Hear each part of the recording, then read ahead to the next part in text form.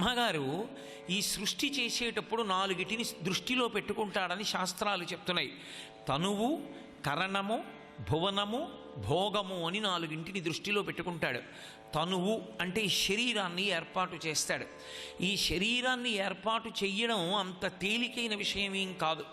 ఈ శరీరాన్ని ఏర్పాటు చేసినప్పుడు బుద్ధి చేత శాస్త్రాన్ని తెలుసుకుని గురువుగారి యొక్క పాదములు పట్టుకుని ఈ జన్మలో మంచి కార్యములు చేసి దాని వలన చిత్తశుద్ధి పొంది చిత్తశుద్ధి వలన జ్ఞానమును పొందడానికి కావలసినటువంటి పాత్రతను పొంది ఇక మళ్ళీ ఆ జ్ఞానము చేత పుట్టవలసిన అవసరం లేని పునరావృత్తి రహిత శాశ్వత శివ సాయుధ్య స్థితిని పొందడానికి కావలసినటువంటి ఊర్ధ్వముఖ చలనం చెయ్యగలిగినటువంటి మనుష్య ఉపాధిని నిర్మాణం చెయ్యాలన్నా అమ్మ కడుపులోనే చెయ్యాలి.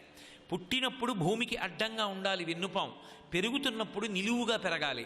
అటువంటి ప్రాణిని తయారు చెయ్యాలన్నా అమ్మ కడుపులోనే.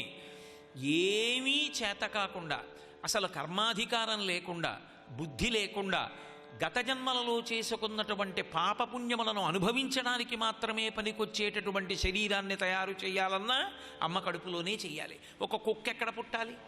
అమ్మ కడుపులోంచే పుట్టాలి. అమ్మ కడుపులోంచే తయారవుతుంది. అలా తయారయ్యేటట్టుగా కావలసినటువంటిది బ్రహ్మగారికి ఆ అవకాశం ఎక్కడుంటుంది అంటే అమ్మ కడుపునే ఆధారం చేసుకుంటాడు. అందుకే ఆయన ఇచ్చేటటువంటిది మొట్టమొదటిది తనువు. ఈ తనువు లేదనుకోండి, శరీరము లేదనుకోండి, అసలు పాపపుణ్యములు ఎలా పోతాయి? మనుష్యుని విషయం ఆలోచించండి. ఇది మర్త్యలోకం. మర్త్యలోకం అంటే మృత్యువు చేత గ్రసింపబడతాయి శరీరాలు. గత జన్మలలో నేనేవో పాపాలు చేసి ఉన్నాను. ఆ పాపాలు అలా ఖాతాలో ఉంటే ఎలా? అవి పోవాలి. అవి పోవాలంటే పోవడానికి ఒక్క మార్గం ఉంది. జ్ఞానము చేత సమస్త పాపములు కాలిపోవాలి, అథవా అనుభవము చేత పోవాలి. ఇప్పుడు అనుభవం చేత పోవాలి అంటే నేను ఎప్పుడో ఏదో తప్పు చేశాను. ఆ తప్పు ఇప్పుడు నేను పాప రూపంలో దాన్ని ఫలిత రూపంలో పోగొట్టేసుకోవాలి. నేను ఎప్పుడో ఎవరినో ఏదో ఇబ్బంది పెట్టాను అనుకోండి, వాళ్ళ మనస్సు బాధపడి వాళ్ళ కన్నులంబట నీరు కారిందనుకోండి, ఒక రోజున నన్ను కూడా ఎవరో ఏదో నిష్కారణంగా నింద చెయ్యాలి. ఆ నింద చేత నా మనస్సు కుందాలి. కుంది నేను బాధపడ్డాననుకోండి, నా పాపం అక్కడతో పోయింది. నేను ఎప్పుడో అన్నం పెడతాను రమ్మని పెట్టకుండా ఒక కడుపు కాల్చి పంపాను అనుకోండి, నేను కూడా ఓ పూట అన్నం లేక నా కడుపు కాలి బాధపడాలి. బాధపడితే ఆ పాపం అక్కడితో పోతుంది. ఈశ్వరుడు ఈ శరీరాన్ని ఇచ్చినప్పుడు దయామయుడు ఇచ్చాడు. ఎందుకు ఇచ్చాడు అంటే నీ పాపాలు పోగొట్టుకో. నువ్వు మనసుతో పాపం చేశావు, వాక్కుతో పాపం చేశావు, శరీరంతో పాపం చేశావు. ఇప్పుడు ఆ మూడిటితోటే పుణ్యం చేసుకో. అందుకే శరీరం ఇచ్చాడు. దీంతో దేవాలయాన్ని కడుగు, దేవాలయాన్ని తుడు, మన గుడి కార్యక్రమంలో పాలు పంచుకో, తల్లికి నమస్కారం చేయి, తండ్రికి నమస్కారం చేయి, గురువుకి ప్రదక్షిణం చేయి, పరులకు ఉపకారం చేయి. మనసున్నది, ఆ మనసు చేత ఉత్తమమైనటువంటి భావములతో ఉండు. ఇతరుల గురించి ఎప్పుడూ మంచిని ఆలోచన చేస్తూ ఉండు. నీ గురించి నువ్వు గర్వంతో ఉండడం, ఇతరులను న్యూనతాభావంతో ఆలోచించడం మానేసి మనసుని సంస్కరించుకో. ఆ మనసు చేత ఉత్తమ కర్మలు చేయి. మానసికంగా కూడా మంచి పని చెయ్యొచ్చు. ఇక వాక్కు, నోరిచ్చినందుకు ఈశ్వరుడు ఎన్నో మార్లు ఇలా వేలు చూపించి వదరావు గత జన్మలలో. ఇప్పుడు ఆ నోటితోటే మంచి మాటలు పలుకు, ఆ నోటితోటే 10 మందికి ఉపశాంతి కల్పించు, ఆ నోటితోటే భగవన్నామాన్ని కీర్తించు.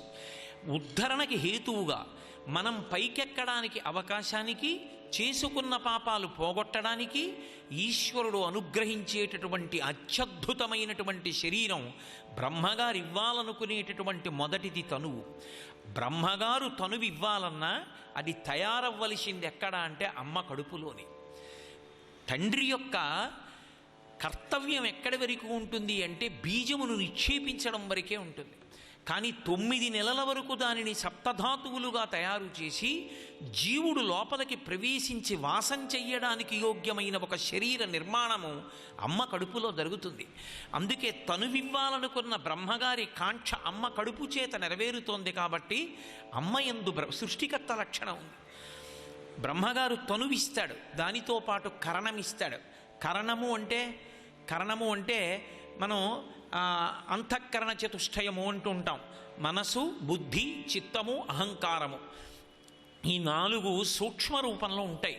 ఈ సూక్ష్మ రూపంలో లోపలికి జీవుడు ప్రవేశించినప్పుడు ఈ అంతఃకరణ చతుష్టయం ప్రవేశించడానికి యోగ్యమైనటువంటి ద్వారములు తెరవగలిగినటువంటి స్థితి ఒక్క అమ్మకే ఉంటుంది. ఎందుకని అంటే అమ్మ లోపల శరీరం తయారవుతున్నంతసేపు జీవుడు లోపలికి ప్రవేశించి ఇంద్రియములను, పూర్వజన్మ జ్ఞానాన్ని పొందడానికి కావలసిన అవకాశాన్ని, శక్తిని నిక్షేపించడానికి ఆమె తన గర్భాన్ని ఆలయం చేసి తాను తిన్న ఆహారంలో ఉన్నటువంటి శక్తిని నాభిగొట్టం ద్వారా బిడ్డకు పంపుతూ ఉంటుంది. అలా పంపుతోంది కాబట్టి లోపల కరణం ఏర్పడింది, అంతఃకరణ చతుష్టయం ఏర్పడుతోంది. ఆ ఏర్పడడానికి అవకాశము బ్రహ్మగారి యొక్క సంకల్పము అమ్మ కడుపునందే పరిపూర్ణమవుతోంది కాబట్టి సృష్టికర్త యొక్క అంశ పూర్తవుతోంది. మూడవది భువనము. భువనము అంటే బయట ఉండేటటువంటి సమస్త భోగోపకరణ సంఘాతం. అంటే ఉపశాంతి పొందడానికి అమ్మయ్య అని మొట్టమొదట అసలు సేద తీరడానికి అవకాశం ఎక్కడుంటుందో దాన్ని భువనమని పిలుస్తారు. అసలు ఈ లోకంలో జీవుడు మొదటి ఉపశాంతి ఎక్కడ పొందుతాడంటే తెలిసి కానీ తెలియక కానీ అమ్మ దగ్గరే పొందుతాడు. కటిక చీకట్లో ఉంటాడు 9 నెలలు. తల కిందకుంటుంది, కాళ్ళు పైకుంటాయి. కపిలగీతలో వర్ణిస్తారు. అమ్మ వేడి పదార్థాలు, వాతం చేసే పదార్థాలు తింటే అవి లోపలికి వెళ్ళిపోతాయి నాభిగొట్టంలోంచి. తను విసర్జించినటువంటి మలమూత్రములలోంచి పుట్టినటువంటి పురుగులు కొరికేస్తుంటాయి. గర్భస్థ నరకం అంటారు. నవమాసంబులు తల్లి గర్భమున నానారోతలంచిక్కి నాకు అవకాశం విసుమంతలేకపడి తిన్నా కష్టముల్ భీతితో నవమాసంబు ఘటిల్య చాలునిక నాకా గర్భవాసంబు నివసింపన్ పనిదీర్చి కావుమికనన్ నిసత్కృపన్ శంకరా అని ప్రార్థన చేస్తాడు. ఆ కటిక చీకట్లో కదలడానికి అవకాశం ఉండదు, తిమ్మిరిక్కిపోతూ ఉంటుంది. లోపల వాత పైత్య ప్రకోపాలు సంభవిస్తూ ఉంటాయి. బయటికి వెళ్ళిపోవడానికి విశేష ప్రయత్నం చేస్తూ ఉంటాడు. ఆ ప్రయత్నం చేసినటువంటి వాణ్ణి ప్రసూతి వాయు రూపంలో పరమేశ్వరుడు బయటికి తోసేస్తాడు. తోసినప్పుడు బయటికి రాగానే శఠమన్న వాయువు పట్టుకుంటుంది. పట్టుకోగానే పూర్వజన్మ జ్ఞానము విస్మృతిని పొందుతుంది. ఆ పూర్వజన్మలకి సంబంధించిన జ్ఞానము మరుగున పడిపోతుంది. పడిపోగానే అంత చీకట్లోంచి బయటికి వస్తాడు. పెద్ద పెద్ద ఆకారాలు కనపడతాయి. ఎవరో మనుష్యులు, పురుడు పోసినటువంటి వైద్యుడి నుంచి దీపాలు, ఎవరెవరో మనుష్యులు, ఏవో గోడలు, ఏవో కాంతులు. ఒక్కసారి ప్రాణవాయువు స్తంభిస్తుంది. ఆగిపోయి ఊపిరి ఆగిపోయినంత భయానికి లోనైపోతాడు. ఇంత భయానికి లోనైపోయినప్పుడు నా బిడ్డ అన్న భావన చేత అమ్మ ఇలా చెయ్యి వేస్తుంది. అమ్మ కడుపు దగ్గరికి జరుగుతాడు. అమ్మ స్పర్శ తగలగానే ఉపశాంతి పొందుతాడు. అమ్మయ్యా అని సంతోషపడిపోతాడు. అసలు మొట్టమొదట జీవుడు ఈ లోకంలోకి వచ్చినప్పుడు పొందేది పరమ భయం. ఆ పరమ భయానికి ఉపశాంతి ఎక్కడ దొరుకుతోంది అంటే పరమాత్మస్వరూపమైన అమ్మ దగ్గరే లభిస్తోంది. అందుకే భువనమునందు మొదటిది ఏది అంటే అమ్మయే. ఇక భోగం. భోగము అంటే సంతోషమును పొందుట. అసలు ఈ లోకంలో అందరికన్నా దురదృష్టవంతుడైన వాడు ఎవరైనా ఉంటే అమ్మ లేనివాడు ఎవరుంటాడో వాడే పరమ దురదృష్టవంతుడు. ఎందుచేత అంటే బిడ్డ ఆకలి తెలిసేది అమ్మకే, బిడ్డ భయం తెలిసేది అమ్మకే. ఈ రెండే పరమ భయానకమైనవి. ఒకటి ఆకలి, 2 భయం. దేనికి భయం కలుగుతుందో తెలియదు. అలా ఆడుకుంటూ ఉంటాడు. ఆడుకుంటున్న వాడు కెవ్వమని వస్తాడు. అమ్మ గబగబా వచ్చి ఎత్తుకుని తన గుండెల మీద వేసుకుని ఇలా ఇలా ఇలా ఇలా జో కొట్టేటప్పటికీ వాడికి ఎక్కడ లేని ఉపశాంతి కలుగుతుంది. నేను ఈ మధ్యనే ఒక ప్రఖ్యాతి వహించినటువంటి ప్రసూతి వైద్యుడు నాతో ఒక మాట చెప్పారు.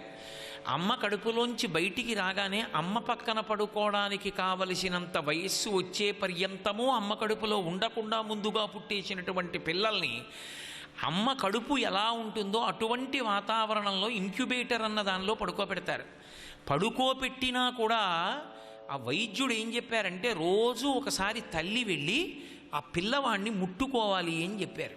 ఎందుకు ముట్టుకోవాలి అంటే తెలిసి కానీ తెలియక కానీ వాడు ఆ కడుపులోనే ఉన్నాడు కనుక వాడికి ఆ స్పర్శ తగిలేటప్పటికీ ఎంత శాంతి పొందుతాడోట. అలా పసిపిల్లవాడిగా ఉన్నప్పుడు వాడిని ముట్టుకున్న వాళ్ళెవరో, వాడికి శాంతి కల్పించిన వాళ్ళెవరో, ఆ స్పర్శ వాడికి జీవితాంతం జ్ఞాపకం ఉంటుందండి. ఉత్తరోత్తర వాడి శాంతి వాళ్ళ మీదే ఆధారపడుతుంది. అందుకనే అమ్మ ముట్టుకోవాలి, అమ్మమ్మ ముట్టుకోవాలి తప్పకుండా. ఎందుకంటే పసిపిల్లలు అమ్మమ్మ ఇంట్లో పెరుగుతారు. మొదట అమ్మమ్మ ముట్టుకోవాలి, మొదట అమ్మ ముట్టుకోవాలని ప్రతిరోజు ఆ ప్రసవమైనటువంటి తల్లిని పక్కన బిడ్డ లేకపోయినా ఇంక్యుబేటర్లో ఉన్న తీసుకెళ్ళి అమ్మ చేత ఒకసారి ఆ స్పర్శ సుఖాన్ని అనుభవింపచేసేవారు. శాస్త్రం ఎంత ప్రామాణికంగా మాట్లాడిందనిపిస్తుంది. కాబట్టి భోగమన్న మాట, అసలు సంతోషము అన్న మాట ఎక్కడైనా ఉంటే కేవలము అమ్మతనంలోనే ఉంటుంది. అందుకే శంకరాచార్యుల వారు శివానందలహరి అన్నారు. శివానందలహరి అయితే ఒకటి, రెండవది అమ్మవారి గురించి చెప్తే ఏమవ్వాలి? శ్రీమాతాలహరి అవ్వాలి, లేదా శ్రీమాతానందలహరి అవ్వాలి. ఆయన నా అనలేదు, సౌందర్యలహరి అన్నారు.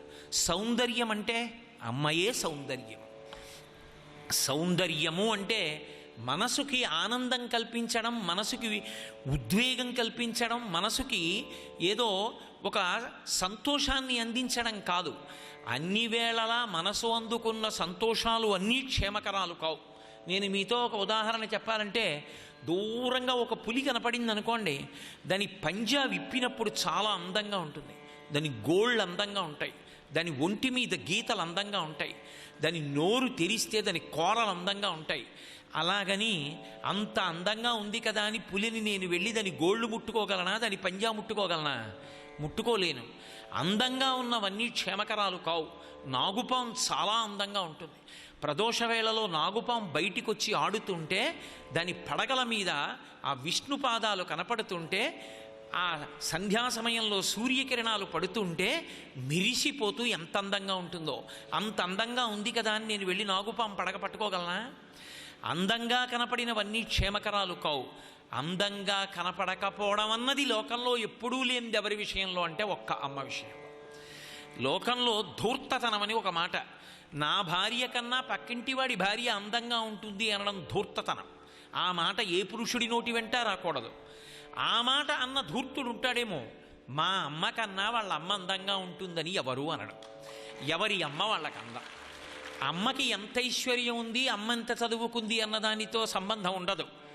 పరమ ఐశ్వర్యవంతురాలు, ఆగర్భ శ్రీమంతురాలైనటువంటి ఆడది కూటికి లేనటువంటి ఒక ఆడదానికి పుట్టినటువంటి బిడ్డన్ని వచ్చి ఎత్తుకుందనుకోండి, ఎత్తుకుని నోట్లో పంచదార పెడుతుండనివ్వండి, ఆ పిల్ల పంచదార తినకుండా వెనక్కి తిరిగి రెక్కాడితే కానీ డొక్కాడక చెమట పట్టి ఒక రహదారి నిర్మాణంలో ఒళ్ళు చెమట పట్టి కూలి పని చేసుకుంటున్నటువంటి తన తల్లి వంక చూసి ఏడుస్తుంది తప్ప, ఇంత ఆగర్భ శ్రీమంతురాలు, ఇన్ని నగలు వేసుకుంది, ఇంత ఐశ్వర్యం ఉన్నది, ఈవిడ పెట్టిన పంచదార తిందాం మా అమ్మ ఏ పాట అందం. అమ్మయే క్షేమం, అమ్మయే సంతోషం. ఎంత వయసు వచ్చేనివ్వండి, అమ్మయందు అందమేది అంటే క్షేమమే. ఎంత వయసు రానివ్వండి, అమ్మకున్న గొప్పతనం ఎక్కడుంటుంది అంటే, అందరికన్నా పనికి మాలిన వాడెవరో వాడినే అమ్మ ఎక్కువ ప్రేమిస్తుంది. లోకంలో మిగిలిన వాళ్ళు ఎవరిని ఇష్టపడతారంటే, ఎక్కువ సమర్థత ఉన్నవాడిని ఇష్టపడతారు. అమ్మ తనకి కలిగిన సంతానంలో అందరికన్నా అర్భకుడై, అందరికన్నా వెనకపడి, అందరికన్నా చేతకాని వాడైపోయిన వాడెవరున్నాడో వాణ్ణి ఎక్కువ ప్రేమిస్తుంది, వాణ్ణి ఎక్కువ స్మరిస్తుంది, వాడు వృద్ధిలోకి రావాలని తహతహలాడుతుంది. అటువంటి అమ్మ వెళ్ళిపోయిన తరువాత ఇక తన కొరకు అలా తహతహలాడేటటువంటి ప్రాణి ఉంటుందని నమ్మడం ఇక ఆ కొడుక్కి కష్టం, ఆ కూతురికి కష్టం. ఎందుకంటే మిగిలిన వాళ్ళకి నిస్సందేహంగా బరువు అమ్మకొక్కదానికి. కన్నీళ్లతో ఈశ్వరుణ్ణి ప్రార్థిస్తుంది వాడు వృద్ధిలోకి రావాలని, ఆమె వృద్ధిలోకి రావాలని. అమ్మలాంటి వ్యక్తి సృష్టిలో ఉండదు. భగవంతుని దయ ఎటువంటిదో అమ్మ యొక్క దయ అటువంటిది. అమ్మయందు అసలు క్రౌర్యం అనేటటువంటి మాట అన్వయము కాదు. అందుకే శంకర భగవత్పాదులు కుపుత్రో జాయే తత్వచితపి కుమాతాన భవతి అంటారు. దుష్టుడైన కొడుకుంటాడేమో కానీ దుష్టురాలైన తల్లి ప్రపంచంలో ఉండదు. అమ్మకి 90 సంవత్సరాల వయసు వచ్చేనివ్వండి, అమ్మ శరీరం అంతా ముడతలు పడిపోయి ఆఖరికి ఇలా పట్టుకుని లాగితే చిరిగిపోతుందేమో అన్నట్టుగా పొట్ల పండులా శరీరం అయిపోనివ్వండి, కళ్ళజోడులోంచి కూడా ఎదురుగుండా ఉన్నటువంటి బిడ్డ కనపడనంతటి చత్వారం వచ్చేయనివ్వండి, మంచంలో పడుకుని ఉండనివ్వండి, రాత్రి భోజనం చేయడానికి వచ్చినటువంటి కొడుకు అన్నం తిన్న సమయాన్ని బట్టి తల మీద వేసుకున్న ముసుగు తీసి, ఎరా కడుపు నిండా అన్నం తినలేదు, ఇలా తింటే నీ ఆరోగ్యం ఏమైపోతుందిరా అని అడుగుతుంది. అప్పుడు కూడా బిడ్డ క్షేమం కోరేది ఎవరైనా ఉంటే అమ్మ ఒక్కతే. అమ్మలాంటి వ్యక్తి ఇక సృష్టిలో ఉండదు. చచ్చిపోయే ముందు కూడా తన వలన బిడ్డలకి ఏమైనా ఇబ్బంది కలుగుతుందేమో అని ఆలోచిస్తుంది.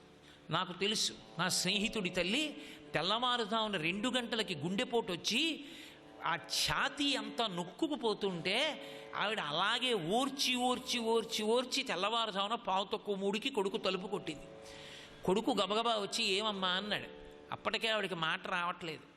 ఒరే గుండెలు పిండేస్తోందిరా, వద్దు డాక్టర్ దగ్గరికి వద్దు, నువ్వు కూర్చో, నీ గుండెల మీద తలపెట్టుకుంటాను రా అని కొడుకు గుండెల మీద తలపెట్టుకుని ఆవిడ శరీర త్యాగం చేసేసింది.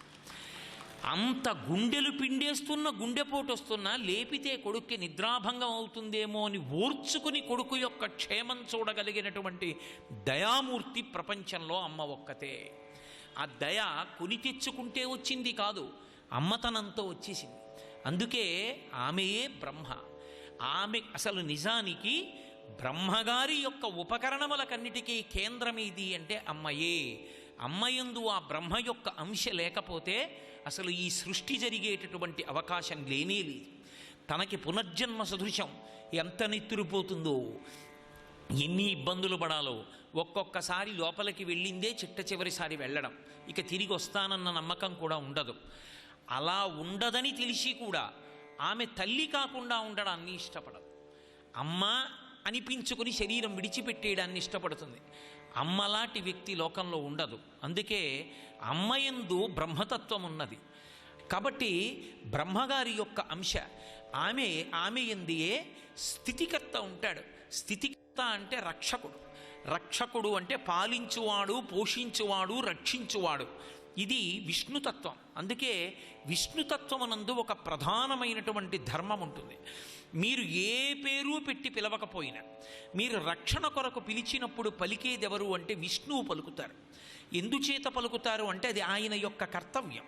సృష్టి, స్థితి, లయ అనబడేటటువంటి మూడిటిలో స్థితిని అంటే రక్షణ భారమును స్వీకరించినటువంటి త్రిమూర్తి త్రయంలో మధ్యవాడైనటువంటి విష్ణు స్వరూపం స్థితికారకుడై ఉంటాడు, కాపాడుతూ ఉంటాడు. అందుకే గజేంద్రమోక్షణ ఘట్టంలో ఒక పేరు పెట్టి పిలవలేదు గజేంద్రుడు. అయినా విష్ణువు ఎందుకు పరిగెత్తుకొచ్చారు అంటే రక్షణ కోరుతున్నాడు కాబట్టి విష్ణువే రావాలి. ఓ శివుడు రావాలనో, బ్రహ్మ రావాలనో, 4 తలకాయల వాడు రావాలి, 5 తలకాయల వాడు రావాలి, నాగభూషణుడు రావాలి, లేకపోతే తామర పువ్వులోంచి పుట్టినటువంటి వాడు రావాలి, ఇలా ఏ విధమైనటువంటి వర్ణనలు చెయ్యలేదు గజేంద్రుడు. తస్మై నమ పరీషాయ బ్రహ్మణే అనంత శక్తయే అరూపయోరు రూపాయ నమ ఆశ్చర్యకర్మణే నమ మూఢాయ ఘోరాయ అని ఆయన వరుసగా భగవంతుని యొక్క గుణములను మాత్రమే వర్ణించాడు. వర్ణించి అటువంటి వాడు వచ్చి నన్ను కాపాడాలన్నాడు. ఇప్పుడు అటువంటి వాడు రావాలి అంటే ఆయన విష్ణువా, శివుడా, బ్రహ్మ, సృష్టికర్త, స్థితికర్త, ప్రళయకర్త. పిలుస్తున్నటువంటి గజేంద్రుడు రక్షణ కొరకు పిలుస్తున్నాడు కాబట్టి విష్ణువు బయలుదేరి వచ్చారు. విష్ణువు రక్షకుడు. ఆయనని ప్రత్యేకంగా రక్షించమని అడగక్కర్లేదు. హే భగవన్ అని పిలిచేటప్పటికీ రక్షణ కొరకు వచ్చేటటువంటి లక్షణమున్నవాడు విష్ణుతత్వం. అటువంటి విష్ణుతత్వము ఎవరి యందు ప్రవేశించి ఉంటుంది అంటే అమ్మ యందు ప్రవేశించి ఉంటుంది. అమ్మగా రక్షకత్వంతో ఉంటుంది. అమ్మకి ఏం తెలుసు అంటే రక్షించడం ఒక్కటే తెలుసు. ఒక ఆవుకి దూడ పుడుతుంది. పుట్టినప్పుడు ఆ దూడకి పొదుగు, ఆ ఆవు పొదుగు వెనక్కుంటుంది. పొదుగు వెనక ఉన్నటువంటి ఆవు బిడ్డ యొక్క నోటిని తీసుకెళ్ళి తన యొక్క శిరములు పొదుగులో ఉన్న వాటిని అందించలేదు. అలా అందించడానికి కావలసినటువంటి చేతులు దానికి లేవు. మనుష్య శరీరాలైతే తల్లి తీసుకెళ్ళి బిడ్డకి పాలిస్తుంది. కానీ ఒక ఆవు దూడకి పాలు ఎలా ఇస్తుంది? తీసుకెళ్ళి ఇదిగోనమ్మా నా శిరం చప్పరించని తన యొక్క శిరాన్ని దూడ యొక్క నోట్లో పెట్టగలదా? పెట్టలేదు. స్థితికారకత్వము విష్ణువు ఎలా ప్రవేశిస్తాడు అంటే అమ్మ వెనుక భాగంలోంచి పుట్టినటువంటి దూడ నేల మీద పడిపోతే ఇటుపక్కకి తిరిగిపోయి నాకుతున్నటువంటి అమ్మ దగ్గర నుంచి పైకి లేచిన దూడ అమ్మ వెనక ఉన్న పొదుగుకి వేలాడుతున్న శిరముల యందు నన్ను పోషించగలిగిన పాలున్నాయని తెలుసుకుని వెళ్ళి ఆ శిరాన్ని పట్టుకుని చప్పరించడంలో ఆవు అమ్మతనం దూడ బిడ్డతనం ఉన్నాయి. అందులో ఉంది విష్ణుతత్వం అన్నారు. నిజం. అది ఆ సమయమునందు ఆ బుద్ధి ప్రచోదనం మీరు చేస్తారా, నేను చేస్తానా? ఎవరు చెయ్యగలరు? ఆ రక్షకత్వం గురించి ప్రత్యేకంగా ఎవరు బోధ చెయ్యక్కర్లేదు. ప్రతి ప్రాణిలో, మనుష్య ప్రాణి కాదు, ఎక్కడైనా సరే ఏ జీవినైనా తీసుకోండి, తన బిడ్డ అనేటప్పటికీ అప్పటి వరకు తన ప్రాణమునకు భయహేతువులు ఏముంటాయో ఆ భయహేతువులైన వాటి వల్ల తన ప్రాణం పోయినా సరే తన బిడ్డల్ని మాత్రం రక్షించుకుంటుంది. సర్వం శ్రీ ఉమామహేశ్వర పరబ్రహ్మార్పణమస్తు. స్వస్తి.